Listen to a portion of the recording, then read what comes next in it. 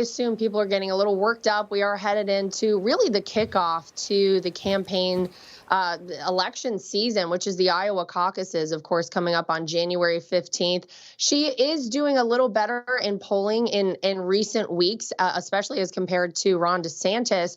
So maybe someone gave her some advice that was she thought she would take there and knock my father-in-law. But the truth is she worked as part of his administration, and she knows very well the days of Donald Trump as president of the United States, this country was firing on all cylinders.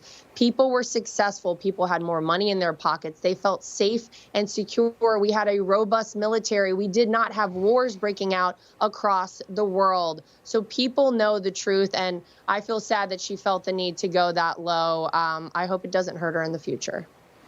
All right, let's talk a little bit about what President Joe Biden plans to do today, right at the scene of Valley Forge. He will be speaking, talking about the threat to democracy, which he says is MAGA and Donald Trump. And they even put out an ad as a preview here. Let's play a little bit for the viewers. There's something dangerous happening in America. There's an extremist movement that does not share the basic beliefs in our democracy. All of us are being asked right now, what will we do to maintain our democracy?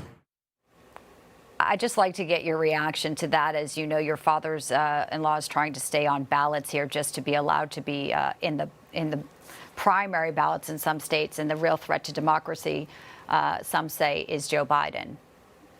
Yeah, well, that is the truth. I mean, take a look around. 4 indictments, or 4 different, areas in this country where my father-in-law is indicted.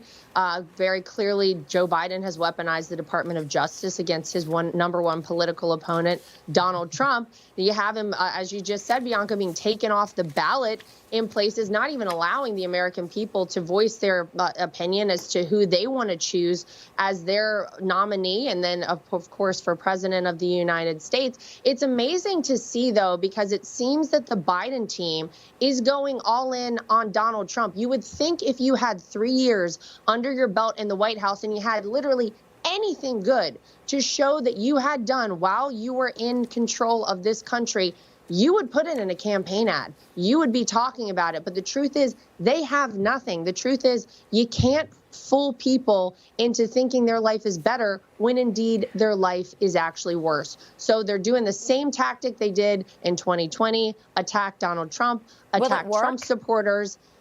I don't think so, because look at the polling. Look at where Joe Biden is. They are in full panic mode right now. And look at the people who have come over to the Republican side.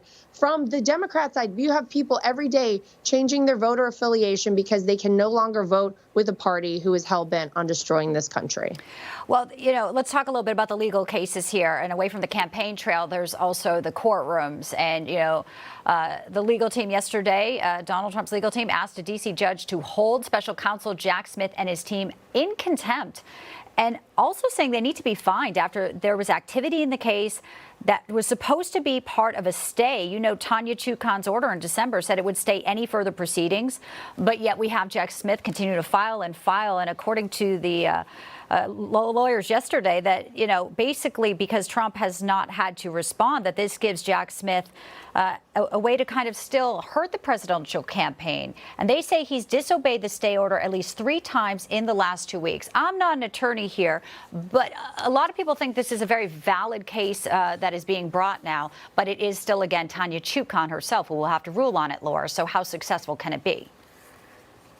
Well, I mean, that is the real question. And look, it always seems like the cards are stacked against my father-in-law in all of these cases. And especially when you have people who aren't even following the rules as they have been laid out very clearly. I mean, what do people expect here?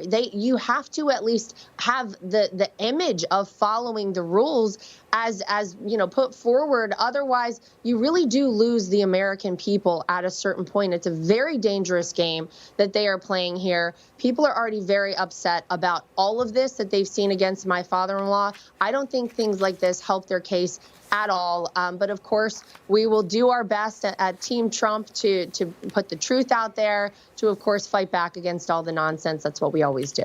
And he'll be on the ground in Iowa tonight and over the weekend, so we'll be watching that as well. Lara Trump, pleased to have you in today this Friday. Thanks so much for joining Newsline, as always. Thanks so much.